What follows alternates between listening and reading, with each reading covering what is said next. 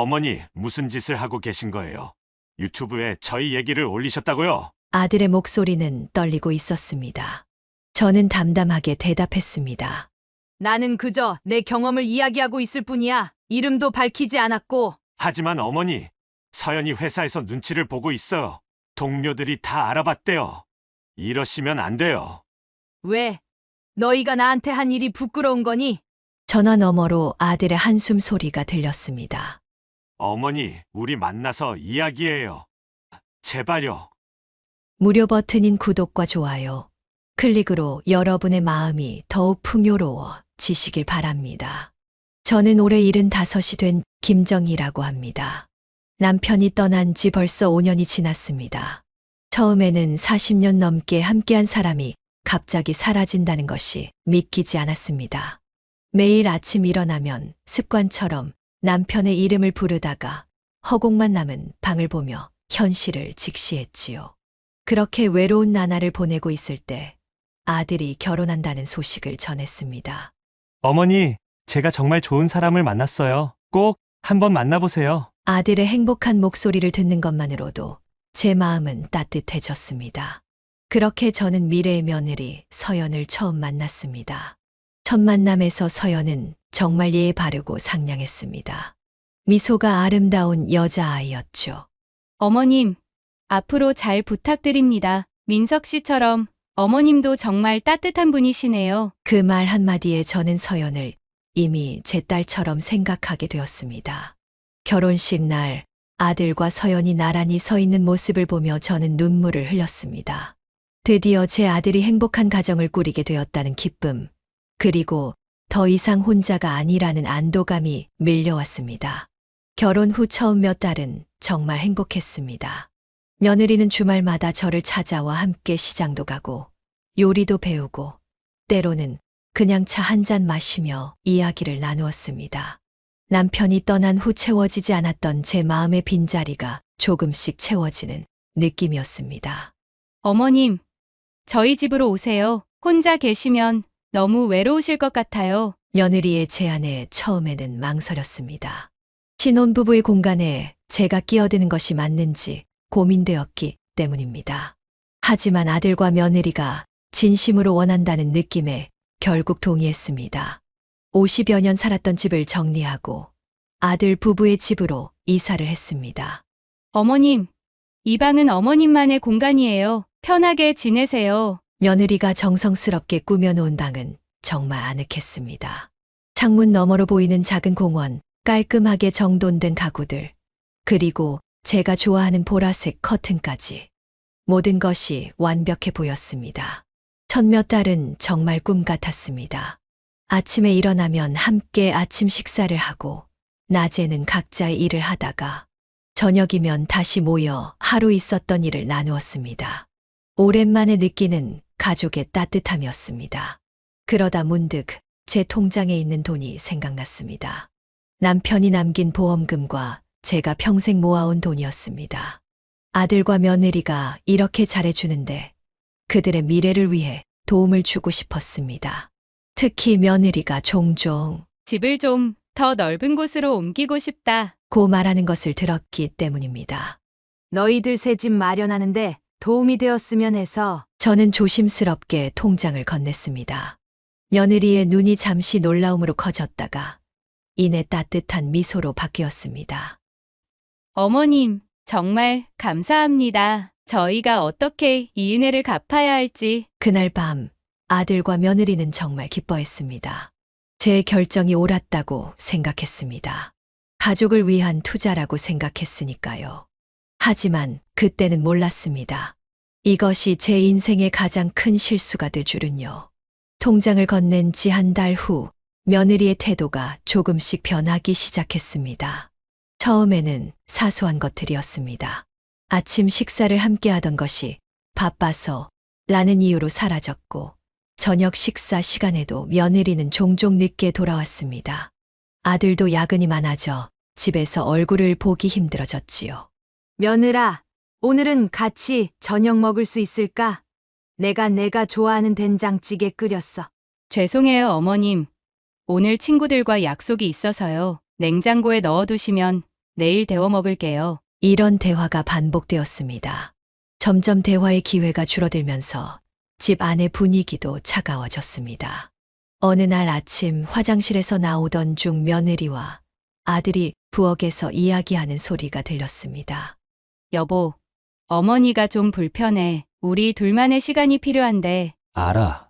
나도 그렇게 생각해. 하지만 어머니를 어떻게 해야 할지. 그 순간 제 가슴이 찢어지는 듯한 아픔을 느꼈습니다. 제가 그들에게 부담이 되고 있다는 사실을 깨달았습니다. 방으로 돌아와 한참을 울었습니다. 아들과 며느리에게 짐이 되고 싶지 않았습니다. 그날 저녁 용기를 내어 이야기를 꺼냈습니다. 민서가, 서연아, 내가 생각해봤는데 다시 내 집으로 돌아가는 게 좋을 것 같구나. 너희들만의 공간이 필요할 테니까. 잠시 침묵이 흘렀습니다.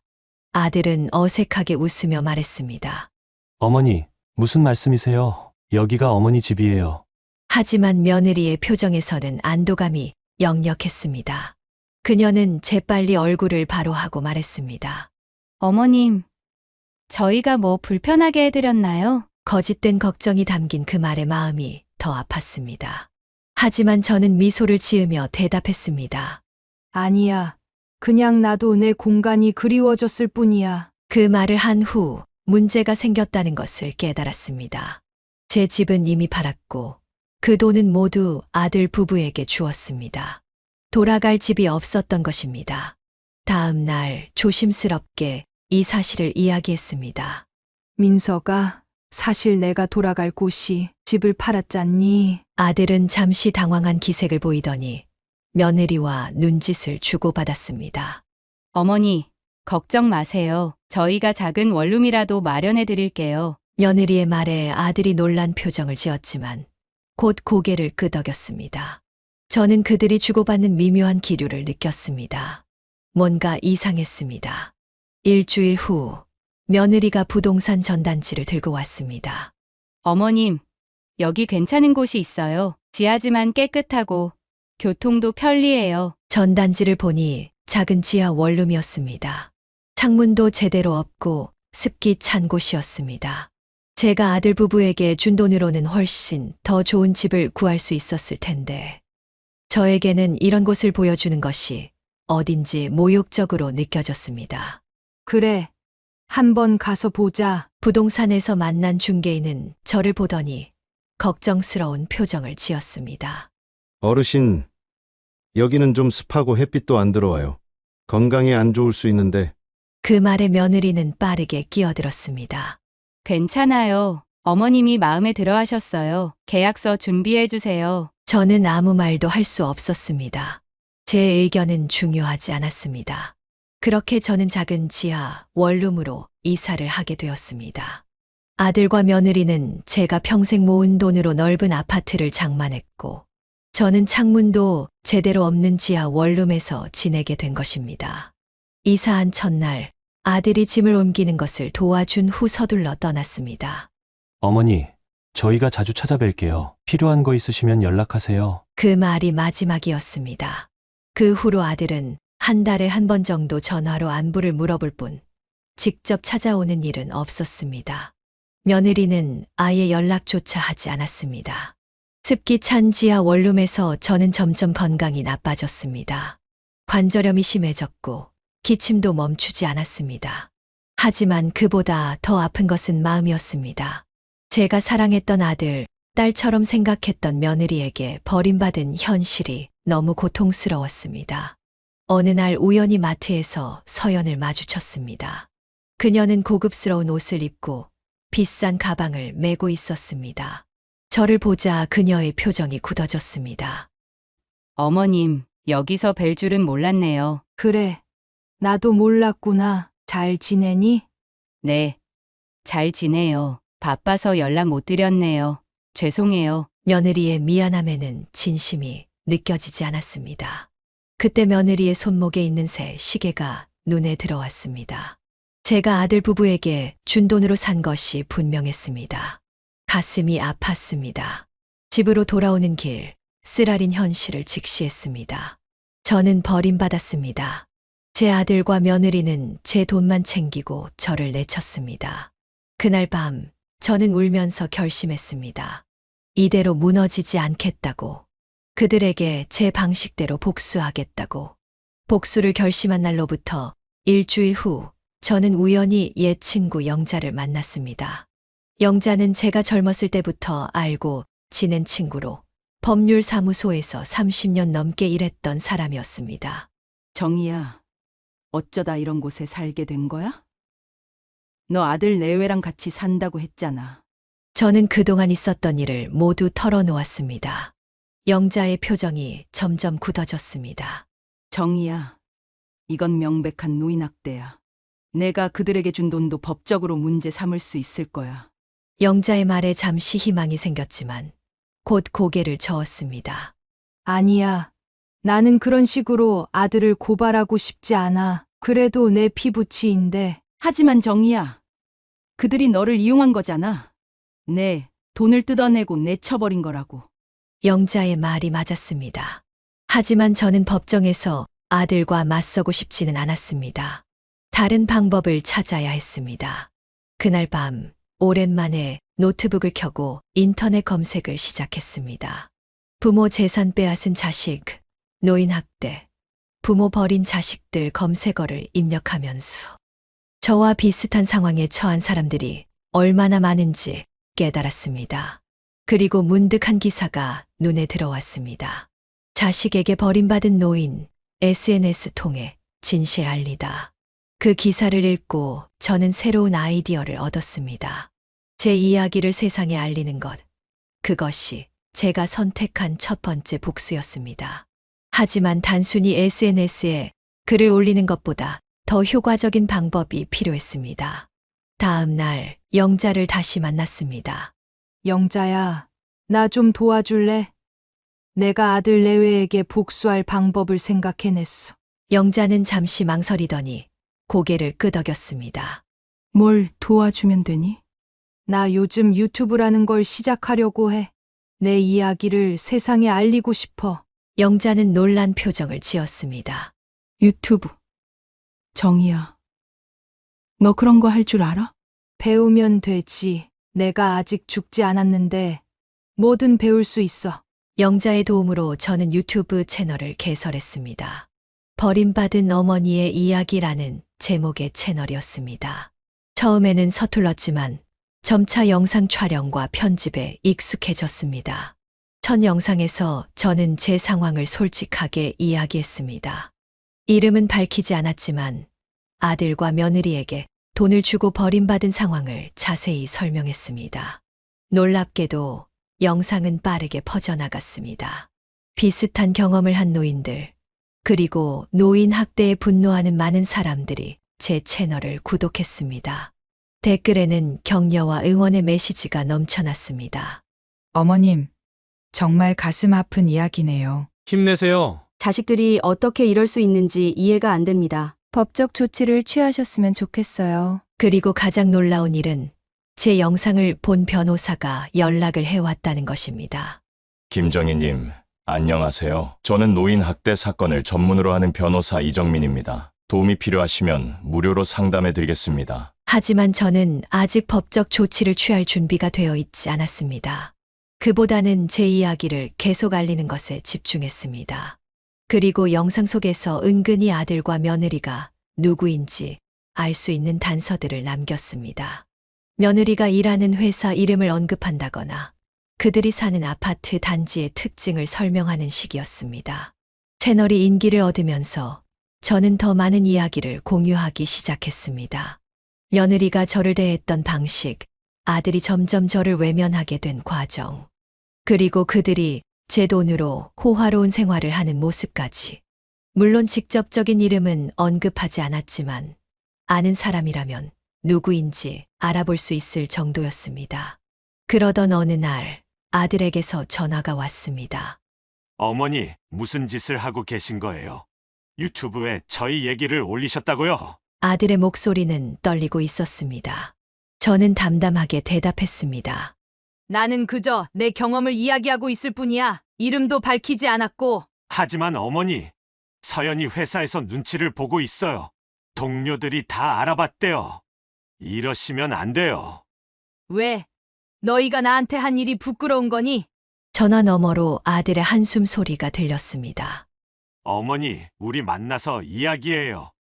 제발요. 좋아. 언제 어디서 만날까? 그렇게 저는 1년 만에 아들을 다시 만나게 되었습니다. 카페에서 만난 아들은 예전의 모습과는 달랐습니다. 수심이 가득한 표정이었고 눈 밑에는 다크서클이 짙게 내려앉아 있었습니다. 어머니, 제발 그 영상들 내려주세요. 서연이 회사에서 퇴사 압박을 받고 있어요. 저도 주변 사람들의 시선이 너무 불편해요. 너희가 나를 그 습한 지하 원룸에 버렸을 때는 내 기분이 어땠을지 생각해봤니? 아들은 고개를 숙였습니다. 죄송해요. 어머니, 정말 잘못했어요. 다시 저희 집으로 모셔갈게요. 예전처럼 함께 살아요. 아들의 말에 저는 쓴웃음을 지었습니다. 정말 그게 내 진심이니? 아니면 단지 영상 때문에 곤란해져서 그러는 거니? 아들은 대답하지 못했습니다. 저는 조용히 일어섰습니다. 이제 와서 그런 제안은 필요 없단다. 나는 내 방식대로 살아갈 거야. 카페를 나서는 순간 저는 뒤에서 며느리의 목소리를 들었습니다. 어머님, 잠깐만요. 뒤돌아보니 며느리가 허겁지겁 달려오고 있었습니다. 그녀의 표정은 분노와 두려움이 뒤섞여 있었습니다. 어머님, 왜 이러세요? 저희가 뭘 그렇게 잘못했다고 이런 식으로 복수하시는 거예요? 복수라는 단어가 제 귀에 울렸습니다. 그래, 이것은 복수였습니다. 하지만 아직 시작에 불과했습니다. 서연아, 너는 내가 왜 이러는지 정말 모르겠니? 며느리는 주변을 둘러보더니 목소리를 낮추었습니다. 어머님, 저희가 어머님을 제대로 모시지 못한 건 사실이에요. 하지만 이렇게 공개적으로 저희를 망신시키는 건 너무하잖아요. 며느리의 말에 저는 차갑게 웃었습니다. 망신? 너희가 한 일이 망신스러운 거지. 나는 그저 진실을 이야기하고 있을 뿐이야. 서연의 얼굴이 붉어졌습니다. 그녀는 주위를 다시 한번 살피더니 낮은 목소리로 말했습니다. 어머님, 제발요, 이러지 마세요. 저희가 잘못했어요. 인정해요. 하지만 이렇게 공개적으로 저희를 망신시키는 건 나는 계속할 거야. 그리고 이건 시작에 불과해. 저는 그렇게 말하고 돌아섰습니다. 며느리가 제 팔을 잡으려 했지만 저는 그녀의 손을 뿌리치고 걸어갔습니다. 뒤에서 며느리의 울음소리가 들렸지만 더 이상 제 마음을 움직이지 못했습니다. 집으로 돌아오는 길에 저는 다음 계획을 생각했습니다. 유튜브 채널은 시작일 뿐이었습니다. 이제 제 진짜 계획을 실행할 때였습니다. 돈을 돌려받는 것, 그것이 제 두 번째 목표였습니다. 다음 날 변호사를 만났습니다. 그는 제 이야기를 차분히 들은 후 고개를 끄덕였습니다. 김 여사님, 법적으로 충분히 승산이 있습니다. 증거만 확보된다면 재산을 되찾을 수 있을 겁니다. 증거요? 어떤 증거가 필요한가요? 통장을 넘길 때의 상황, 그리고 그들이 약속했던 것들에 대한 증거가 필요합니다. 혹시 녹음이나 문자 메시지 같은 것이 있으신가요? 아쉽게도 저는 그런 증거를 가지고 있지 않았습니다. 하지만 포기하지 않았습니다. 아들과 며느리에게 연락해 만남을 요청했습니다. 놀랍게도 아들 내외는 바로 응했습니다. 아마도 제 유튜브 채널 때문에 더 이상의 피해를 막고 싶었던 것 같습니다. 만남의 날, 저는 몰래 녹음기를 가지고 갔습니다. 비록 윤리적으로 문제가 될 수 있지만 제 돈을 되찾기 위해서는 어쩔 수 없었습니다. 카페에서 만난 아들과 며느리는 매우 긴장한 표정이었습니다. 어머니, 오늘은 무슨 말씀을 하시려고요? 아들이 조심스럽게 물었습니다. 나는 그저 우리 사이에 있었던 일을 확인하고 싶을 뿐이야. 내가 너희에게 준 돈, 기억하니? 아들과 며느리는 서로를 쳐다보더니 고개를 끄덕였습니다. 네, 기억해요. 어머니께서 저희 집을 위해 주신 돈이요. 며느리가 대답했습니다. 그래. 그 돈으로 너희는 아파트를 샀지. 그리고 나는 지하 원룸으로 가게 됐고. 어머니, 그때는 저희가 경제적으로 여유가 없어서. 아들이 변명을 시작했습니다. 정말 그런 며느리가 손목에 찬 시계는? 그리고 새 차는? 며느리의 얼굴이 창백해졌습니다. 아들도 말을 잃었습니다. 솔직하게 말해봐. 너희는 처음부터 나를 이용할 생각이었던 거지? 내 돈을 뜯어내고 나를 버릴 계획이었던 거지? 긴 침묵 끝에 며느리가 입을 열었습니다. 그게 처음에는 정말 어머님을 모시고 살 생각이었어요. 하지만 내 돈을 본 후에 생각이 바뀐 거지? 며느리는 고개를 숙였습니다. 그 모습이 일종의 인정처럼 보였습니다. 어머니, 저희가 정말 잘못했어요. 용서해 주세요. 아들이 울먹이며 말했습니다. 용서? 난 용서가 아니라 내 돈을 돌려받고 싶어. 그 말에 두 사람의 표정이 굳어졌습니다. 돈이요? 하지만 어머니, 그 돈은 이미 다 써버렸어요. 며느리가 겁에 질린 목소리로 말했습니다. 다 써버렸다고? 아파트 대출금으로 썼을 텐데. 그건 너희 재산이잖아. 하지만 어머니, 지금 그 아파트를 팔면 손해가 너무 커요. 부동산 시장이 안 좋았어. 아들이 변명했습니다. 저는 차갑게 웃었습니다. 그건 내가 상관할 바가 아니야. 나는 내 돈을 혹은 그에 상응하는 가치를 돌려받고 싶어. 대화는 평행선을 달렸습니다. 결국 저는 자리를 떠났지만 중요한 증거를 확보했습니다. 아들 내외가 제 돈을 받았다는 사실, 그리고 그것을 아파트 구입에 사용했다는 사실을 인정하는 녹음이었습니다. 다음 날 변호사에게 녹음을 들려주었습니다. 그는 만족스러운 표정을 지었습니다. 이 정도면 충분합니다. 소송을 준비하겠습니다. 그러나 소송을 제기하기 전 저는 마지막 카드를 꺼내 들었습니다. 아들에게 전화를 걸어 마지막 기회를 주었습니다. 민서가, 난 내일 너희에 대한 법적 조치를 취할 거야. 하지만 너희가 내 돈을 돌려준다면 모든 것을 멈출 수 있어. 전화 너머로 아들의 당황한 목소리가 들렸습니다. 어머니, 정말 그러실 거예요? 저희를 고소하실 거예요? 그래. 이제 나도 내 삶을 살고 싶어. 내 돈으로. 아들은 한참을 침묵하더니 마침내 대답했습니다. 알겠어요.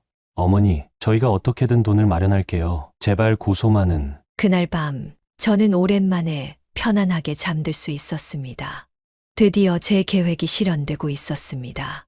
하지만 아직 한 가지가 더 남아 있었습니다. 그것은 제 삶을 완전히 되찾는 것이었습니다. 다음 날 아침 아들에게서 전화가 왔습니다. 어머니, 저희가 어떻게든 돈을 마련했어요. 오늘 만나서 드릴게요. 저는 흔쾌히 동의했습니다.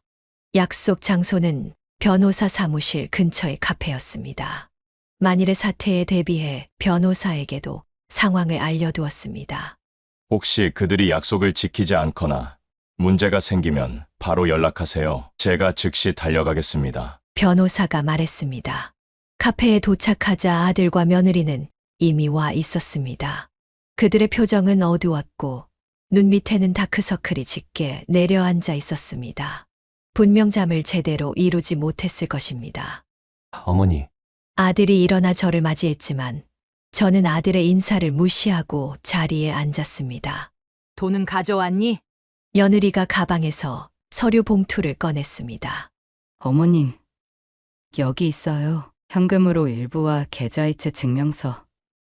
그리고 저희가 쓴 각서예요. 봉투 안에는 현금 5천만 원과 1억 5천만 원이 이체되었다는 증명서, 그리고 나머지 돈을 6개월 내에 모두 상환하겠다는 각서가 들어 있었습니다. 제가 아들 내외에 준 돈의 절반 정도였습니다. 나머지는? 어머니, 지금 당장 모든 돈을 마련하기가 어려워서요. 아파트에 대출이 있어서. 아들이 변명했습니다. 저는 잠시 서류를 살펴보다가 고개를 들었습니다. 알았어. 일단 이 정도면 시작이라도 된 것 같구나. 그 말에 아들과 며느리의 표정이 살짝 풀어졌습니다. 아들 내외는 제가 그렇게 쉽게 합의할 줄 몰랐던 것 같았습니다. 그럼 이제 어머니의 영상은 내려주실 거죠? 며느리가 조심스럽게 물었습니다. 저는 느리게 고개를 끄덕였습니다. 그래. 약속은 지킬게. 하지만 너희도 약속을 지켜야 해. 나머지 돈도 반드시 갚아야 해. 물론이에요. 어머니, 약속드립니다. 아들이 안도의 한숨을 내쉬며 말했습니다. 카페를 나오며 저는 묘한 감정을 느꼈습니다. 승리감 같기도 하고 씁쓸함 같기도 했습니다.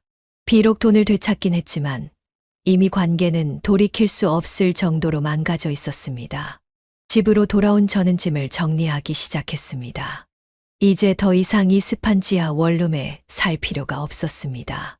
적어도 제 삶을 다시 시작할 정도의 자금은 마련되었으니까요. 그날 밤 마지막으로 유튜브 영상을 촬영했습니다. 안녕하세요. 여러분, 오늘은 제 이야기의 마지막 부분을 공유하려고 합니다. 제가 어떻게 정의를 찾았는지, 그리고 이제 어떻게 새 삶을 시작할 것인지에 대해 이야기하겠습니다. 영상에서 저는 아들과 며느리로부터 돈을 돌려받은 과정을 설명했습니다.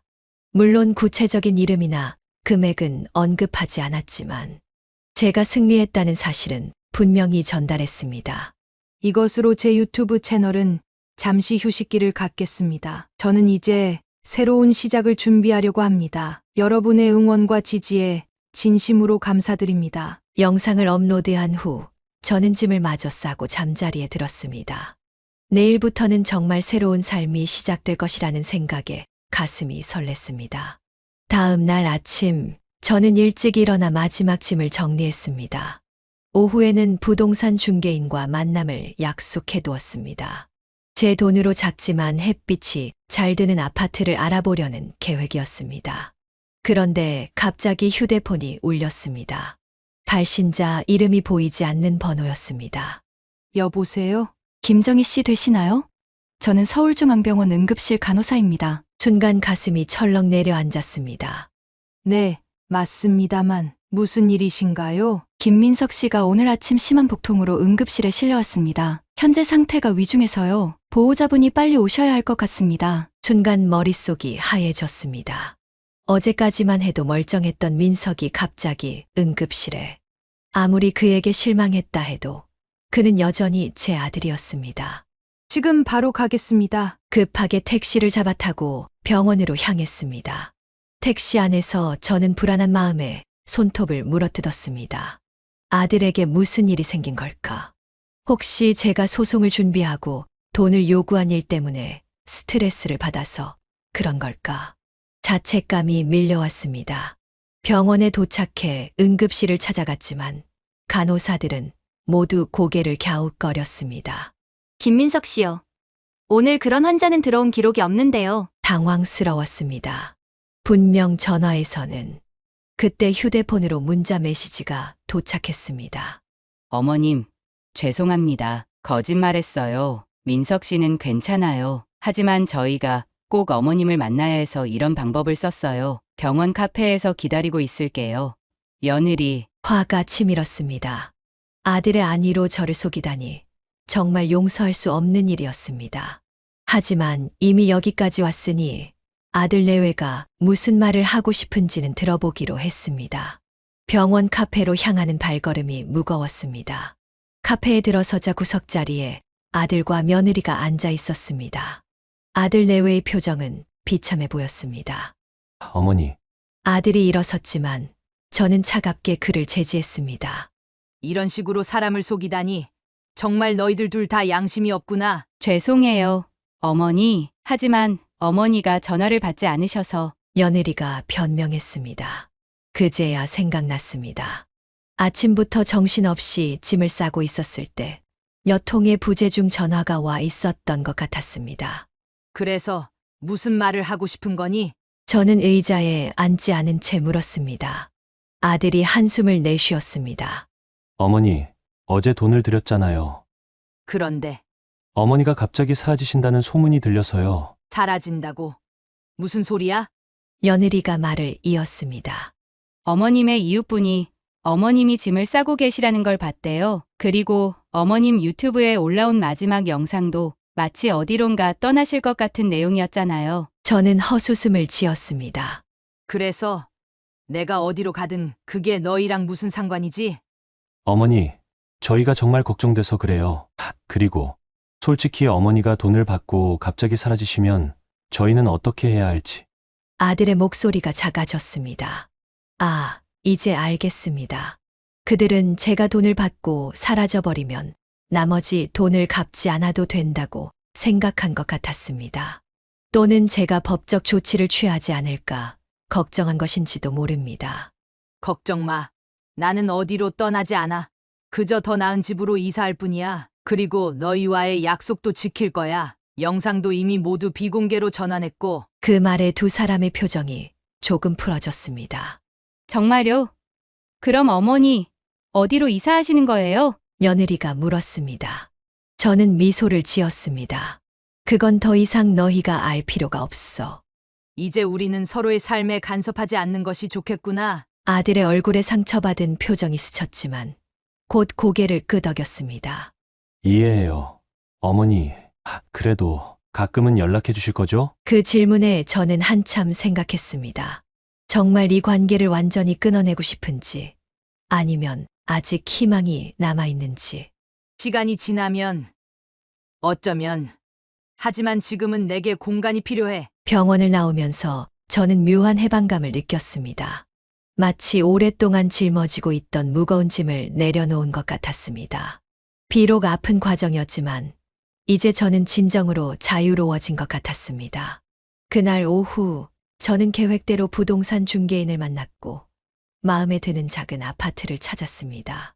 햇빛이 잘 드는 방, 작지만 아늑한 주방, 그리고 무엇보다 제 공간이라는 사실이 좋았습니다. 여기로 계약하겠습니다. 계약을 마치고 나오는 길에 저는 문득 하늘을 올려다보았습니다. 맑고 푸른 하늘, 마치 제 미래처럼 밝아 보였습니다. 새 집으로 이사하는 날, 저는 지하 원룸을 떠나기 전 마지막으로 방을 둘러보았습니다. 이곳에서 겪었던 외로움과 절망, 그리고 결심과 희망까지 모든 감정을 이 공간에 남겨두고 새로운 시작을 하기로 했습니다. 택시에 짐을 싣고 새 집으로 향하는 길, 저는 휴대폰을 꺼내 번호 하나를 삭제했습니다. 아들의 번호였습니다. 아직 완전히 관계를 단절할 준비는 되지 않았지만 일단은 거리를 두고 싶었습니다. 새 아파트에 도착해 짐을 풀고 집안을 정리하며 저는 오랜만에 흥얼거리기 시작했습니다. 남편이 살아있을 때 종종 부르던 노래였습니다. 여보, 이제 나 다시 시작할 거예요. 지켜봐 주세요. 창밖으로 해가 저물고 있었습니다. 하루가 끝나고 새로운 하루가 시작되듯 제 인생의 한 장이 끝나고 새 장이 시작되는 순간이었습니다. 그날 밤 저는 오랜만에 편안한 잠을 잤습니다. 악몽도 불안함도 없이 그저 평화로운 휴식이었습니다. 아침에 눈을 떴을 때 처음으로 기대감을 느꼈습니다. 오늘은 어떤 일이 생길까? 이제 제 삶은 온전히 제 것이 되었으니까요. 새 집에서의 생활이 시작된 지 한 달이 지났습니다. 저는 점점 새로운 환경에 적응해 가고 있었습니다. 햇빛이 잘 드는 거실에서 차를 마시며 책을 읽고 작은 베란다에서 화분을 가꾸며 소소한 행복을 느꼈습니다. 아들이나 며느리에게서는 아무런 연락이 없었지만 그것도 나쁘지 않았습니다. 오히려 편안했습니다. 그러던 어느 날 영자에게서 전화가 왔습니다. 정희야, 오늘 시간 되니? 좀 만나야 할 것 같아. 영자의 목소리가 심상치 않게 들렸습니다. 무슨 일이 있는 건지 궁금했지만 전화로 자세히 묻기보다는 바로 만나기로 했습니다. 약속 장소인 카페에 도착하자 영자는 이미 와서 기다리고 있었습니다. 그녀 앞에는 서류 봉투가 하나 놓여 있었습니다. 정희야, 너 민석이 만나봤니? 최근에. 아니, 만난 지 한 달 정도 됐어. 왜? 영자는 한숨을 내쉬었습니다. 내가 알고 지내는 은행 직원이 있는데 그 사람이 우연히 알게 된 이야기를 나한테 전해줬어. 내 아들과 며느리에 관한 일이야. 영자는 봉투를 열어 몇 장의 서류를 꺼냈습니다. 이게 뭐니? 저는 영자가 내민 서류를 받아들었습니다. 자세히 보면 알겠지만 이건 내 아들 부부가 최근에 대출을 받은 내역이야. 그들이 이미 가지고 있던 아파트를 담보로 대출을 받았어. 서류를 살펴보니 민석과 서연의 이름으로 3억 원의 새로운 대출이 이루어진 것이 확인되었습니다. 그래서 그들이 무슨 이유로 대출을 받든 그건 그들의 일이잖아. 영자는 고개를 저었습니다. 문제는 그 돈의 용도야. 내 지인이 알아본 바로는 그들이 캐나다로 이민을 준비하고 있어. 영주권 신청과 현지 집 계약금으로 그 돈을 사용했다더라. 순간 머릿속이 하얘졌습니다. 캐나다 이민, 그것도 저에게 돈을 돌려주기로 약속한 지 한 달 만에? 그게 정말이야? 확실해? 내 지인이 직접 그들의 이민 컨설팅 회사에서 일하는 친구에게 들었대. 이미 절차가 거의 끝나가고 있다고 해. 빠르면 다음 달에 출국할 수도 있다오. 가슴이 뜨거워지는 것을 느꼈습니다. 분노와 배신감이 한꺼번에 밀려왔습니다. 아들 내외는 제게 돈을 갚기는커녕 남은 재산으로 해외 도피를 계획하고 있었던 것입니다. 정희야, 내가 어떻게 할지는 모르겠지만 빨리 조치를 취해야 할 것 같아. 아들 며느리가 한국을 떠나면 내 돈을 돌려받기 어려울 거야. 영자의 말이 맞았습니다. 저는 즉시 변호사에게 연락했습니다. 모든 상황을 설명하고 어떻게 해야 할지 물었습니다. 김 여사님, 이런 경우 출국 금지 신청을 할 수 있습니다. 하지만 그러기 위해서는 정식으로 소송을 제기해야 합니다. 지금 당장 사무실로 오시겠어요? 그날 오후 저는 변호사 사무실에서 아들과 며느리를 상대로 한 민사소송 서류에 서명했습니다. 돈을 돌려달라는 소송과 함께 출국 금지 가처분 신청도 함께 제출했습니다. 이 서류들이 접수되면 법원에서 심리를 하게 됩니다. 출국 금지는 긴급한 사안이므로 빠르게 처리될 가능성이 높습니다. 변호사의 설명을 들으며 저는 복잡한 감정에 휩싸였습니다. 저는 정말 아들을 법적으로 고소하는 것인가? 하지만 그들이 먼저 저를 배신한 것이었습니다. 그들은 제게 약속했던 나머지 돈을 갚을 생각이 전혀 없었습니다. 이틀 후 출국 금지 가처분이 받아들여졌다는 연락이 왔습니다. 아들과 며느리는 법원의 허가 없이 한국을 떠날 수 없게 되었습니다. 그리고 그날 저녁 아들에게서 전화가 왔습니다. 어머니, 이게 무슨 짓이에요? 저희를 고소하셨다고요? 출국까지 금지시키셨다고요? 아들의 목소리는 분노로 가득 차 있었습니다. 하지만 저도 더 이상 참을 수 없었습니다. 너희가 한 짓을 생각해봐. 내게 돈을 갚기로 약속해놓고 몰래 이민을 준비했잖아. 그것도 내 돈으로 너희가 산 아파트를 담보로 대출까지 받아서. 아들은 잠시 침묵했습니다. 아마도 제가 어떻게 그 사실을 알게 되었는지 놀랐을 것입니다. 어머니, 그건 오해예요. 저희가 캐나다에 관심이 있긴 했지만 당장 떠나려던 건 아니었어요. 거짓말 그만해. 영주권 신청까지 했다는 걸 알아. 다음 달에 출국할 계획이었다는 것도. 다시 침묵이 흘렀습니다. 이번에는 더 길었습니다. 어머니, 저희가 잘못했어요. 인정해요. 하지만 이렇게 법적으로 해결하는 것보다 우리끼리 이야기해서 풀 수 있지 않을까요? 저희가 어머니를 만나 뵙고 싶어요. 저는 잠시 고민했습니다. 그들을 만나는 것이 현명한 선택일까? 하지만 어쩌면 이것이 모든 일을 확실하게 정리할 기회일 수도 있었습니다. 좋아. 만나자. 하지만 이번에는 내가 정한 장소에서. 저는 변호사 사무실을 만남의 장소로 정했습니다. 안전을 위해서, 그리고 필요하다면 법적인 조언을 즉시 받을 수 있도록 말입니다. 다음 날 아들과 며느리는 약속 시간보다 일찍 변호사 사무실에 도착했습니다. 아들 내외의 표정은 지난번보다 더 지쳐 보였습니다. 어머니, 아들이 먼저 입을 열었습니다. 저희가 정말 잘못했어요. 용서해 주세요.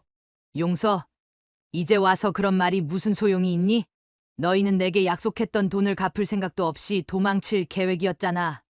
며느리가 고개를 숙였습니다. 눈물이 그녀의 뺨을 타고 흘러내렸습니다. 어머님, 정말 죄송해요. 저희가 욕심을 부렸어요. 어머님께 정직하게 대하지 못했어요. 변호사가 조용히 끼어들었습니다. 지금 상황에서는 김 여사님께서 요구하신 금액을 모두 변제하시는 게 좋을 것 같습니다. 그래야 출국 금지 조치도 해제될 수 있을 테니까요. 아들이 고개를 끄덕였습니다. 네, 알겠습니다. 저희가 어떻게든 돈을 마련할게요. 시간만 좀 주세요. 시간. 저는 차갑게 웃었습니다. 너희는 이미 충분한 시간이 있었어. 그 시간 동안 너희는 나를 배신하고 도망갈 계획을 세웠지. 변호사가 다시 말했습니다. 아파트를 매도하면 대출금을 제외하고도 상당한 금액이 남을 겁니다. 그걸로 김 여사님께 변제하시는 게 가장 빠른 방법일 것 같네요. 아들과 며느리는 서로를 바라보았습니다. 결국 아들이 고개를 끄덕였습니다. 알겠습니다. 아파트를 팔겠습니다. 그렇게 합의가 이루어졌습니다. 그들은 2주 안에 아파트를 금매로 내놓고 매도 즉시 저에게 남은 돈을 모두 갚기로 약속했습니다. 물론 이번에는 공증까지 받았습니다. 변호사 사무실을 나오면서 아들이 저를 불렀습니다. 어머니, 한 가지만 물어봐도 될까요? 어떻게 저희의 계획을 아셨어요? 저는 미소를 지었습니다. 세상은 생각보다 좁단다. 그리고 너희가 나를 속였던 것처럼 나도 내 방식으로 정보를 얻을 수 있지. 아들은 더 이상 묻지 않았습니다. 그저 고개를 숙인 채 서연과 함께 자리를 떠났습니다. 아들 내외는 약속대로 아파트를 내놓았고 놀랍게도 일주일 만에 매도되었습니다. 금매 가격이었지만 그래도 상당한 금액이 남았습니다. 저는 그들이 약속한 돈을 모두 돌려받았습니다. 물론 이자까지. 결국 아들과 며느리의 캐나다 이민 계획은 물거품이 되었습니다. 그들은 아파트도 잃고 대출금만 남게 되었습니다. 작은 월세집으로 이사해야 했고 처음부터 다시 시작해야 했습니다. 그로부터 6개월이 지났습니다. 작은 아파트에서의 생활은 점점 익숙해졌고 저는 조금씩 제 삶에 새로운 의미를 찾아가고 있었습니다. 유튜브 채널은 놀랍게도 계속 성장했고 저는 어느새 할머니 유튜버로 많은 사람들에게 알려지게 되었습니다. 더 이상 제 개인적인 복수 이야기가 아닌 노인들의 일상과 지혜를 나누는 채널로 방향을 바꾸었습니다. 특히 제가 요리하는 영상이 인기가 많았습니다. 젊은 구독자들은 자신의 할머니가 해주시던 음식이 생각난다며 감동적인 댓글을 남겨주곤 했습니다. 김할머니, 할머니 된장찌개 레시피 보고 어제 처음으로 해봤어요. 남편이 자기 어머니가 해주시던 맛이랑 비슷하다고 좋아했어요. 이런 메시지를 받을 때면 가슴이 따뜻해졌습니다. 누군가에게 도움이 되고 있다는 느낌, 이것이 제가 새롭게 찾은 삶의 의미였습니다. 영자는 여전히 제 곁에서 든든한 친구로 함께했습니다. 주말이면 함께 근처 공원을 산책하거나 영화를 보러 다녔습니다. 그녀 덕분에 제 일상에 활기가 돌았습니다. 정이야, 너 요즘 표정이 밝아졌구나. 얼굴에 생기도 도는구나. 그래, 아마도 이제 마음의 짐을 내려놓은 덕분일 거야. 그렇습니다. 저는 더 이상 아들과 며느리에 대한 분노와 원망에 사로잡혀 있지 않았습니다. 물론 완전히 용서했다고 말할 수는 없지만 적어도 그들을 생각할 때 가슴이 아프거나 분노로 떨리지는 않았습니다. 가족이란 무엇일까요? 혈연으로 맺어진 사이, 같은 집에 사는 사람들. 저는 이제 알게 되었습니다. 가족이란 서로에게 상처를 줄 수도 있지만 그 상처를 함께 치유해가는 사람들이란 거. 어떤 어려움이 있어도 결국 서로를 향한 사랑으로 돌아오는 사람들. 그것이 진정한 가족이라는 걸. 이것이 제 이야기의 진정한 끝이자 새로운 시작입니다. 여러분의 가정에도 행복이 가득하시길 바라며 무료 버튼인 구독과 좋아요, 알림 설정하시면 더 좋은 사연 빠르게 만나보실 수 있으십니다.